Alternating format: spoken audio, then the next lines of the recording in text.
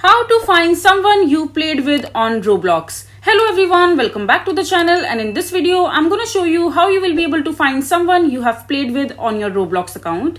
So finding people you have recently played with on your Roblox account is quite pretty and straightforward. So in order to find the people you have played with in your Roblox account, you just have to simply click on the settings icon from the top right corner of the screen, and from there just go to the settings of your account. And over here, when you will scroll down, you won't be able to see any option to see the list of the people that you have played in the past in your profile icon. So just simply come back to the home screen of your account. As you can see that my Roblox account is quite brand new, and I haven't played any game on my Roblox account as of now till date.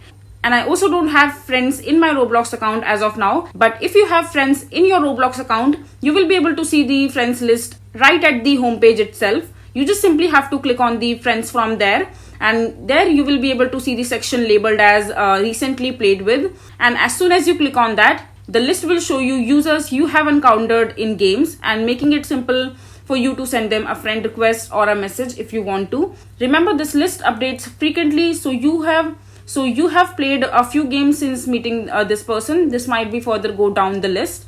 So keep an eye out for their username, or better yet, jot it down next to the making finding them even more easier. So this is the only way through which you will be able to find the people you have played with. So that's how you will be able to find someone you have played with on your Roblox. So I hope you find this video to be helpful.